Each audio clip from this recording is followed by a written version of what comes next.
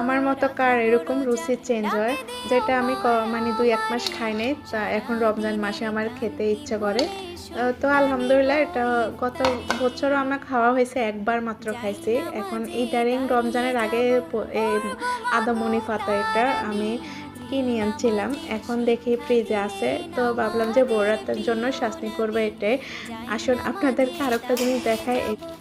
আমার বাবার জন্য অনেকগুলা চকলেট পাঠাইছে, বেশ কয়েক রকম পাঠাইছে।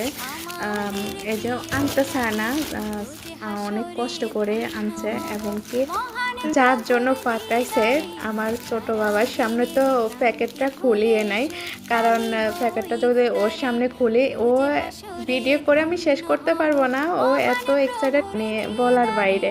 তো যাই হোক, দেখলে তো ছোট মানুষ শেষ করে দেবে, আমি মাঝে মধ্যে একটা দুটা করে দেব, আর বাড়ির হচ্ছে ছোট বাচ্চাদেরকে একটা একটা করে দিলাম।